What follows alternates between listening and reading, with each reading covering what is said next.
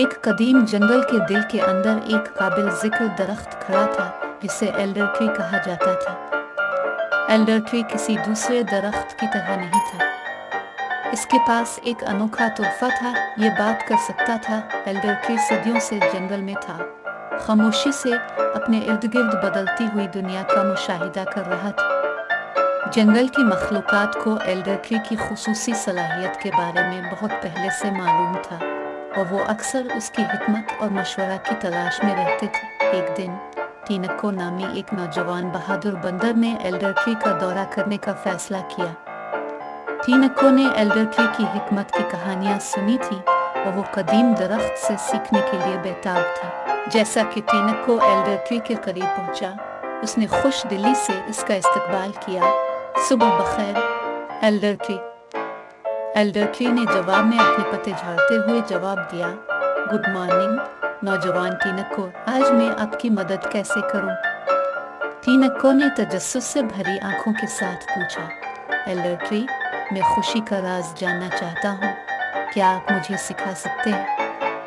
Elder tree की शाखें आहिस्ता से फैलती गईं और उसने अपनी हिकमतें बताना शुरू कर दी। खुशी, प्यारे टीनक्को, मेरी शाखों पर पत्तों की तरह है।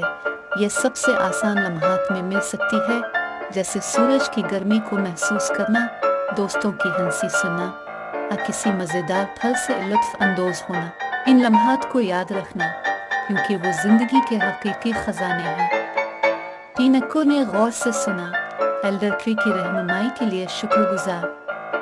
उसने अक्लमंद दरख्त का शुक्रिया अदा किया और जिंदगी की सादा खुशियों को गिले लगाने का अज़्म करते हुए जंगल में वापस चला गया। जैसे जैसे दिन गुजरते गए, टीनक्को के एल्डर ट्री के दौरे की बात पूरे जंगल में फैल गई। जल्द ही दूसरे जानवर एल्डर ट्री की हिकमत की तलाश में आए। टीसा नामी एक अक्लमंद बोले कछुए ने पूछा, एल्डर ट्री, क्या आप मुझे सब्र का राज बता सकते हैं?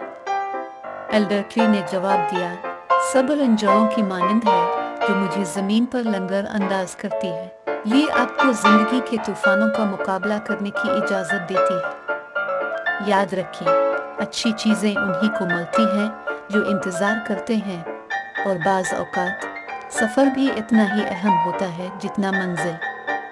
टीसा ने समझ में सर हिलाया और सब्र के नए एहसास के साथ चली गई। इसके बाद सीमी नामी एक नौजवान और पुरजोश गुलहरी आई, जिसने पूछा, एल्डर ट्री, मैं अपने ख्वाब कैसे हासिल कर सकता हूँ?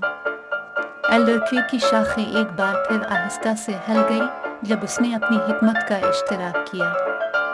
ख्वाब इन बीजों की मानिंद हैं जो मेरी शाखों से गिरते हैं। उन्हें अज़्म के साथ लगाएं, मेहनत से उनकी परवरिश करें और उन्हें हकीकत में बढ़ते हुए देखें। लेकिन रास्ते में सफर से लुत्फ अंदोज होना कभी ना भूलें। सीमी नए अज़्म के साथ अपने ख्वाबों का ताक़ुब करने के लिए तैयार होकर चला गया। वक्त गुजरने के साथ जंगल के बाशिंदों का एक प्यारा दोस्त और मुशीर बन गया।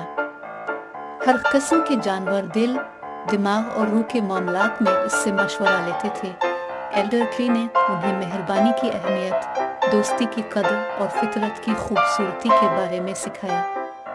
उसने उन्हें याद दिलाया कि हर मखलूक, छोटी हो या बड़ी, जंगल की पेचीदा जिंदगी में अहम किरदार अदा करती है। और इस तरह कदीम जंगल के दिल में एल्डर ट्री और उसके जंगल के दोस्तों ने एक खास बंधन का इश्तिराक किया, एक हिकमत, इत्तेहाद और फितरत और जिंदगी के असबाब के लिए गहरी तारीफ।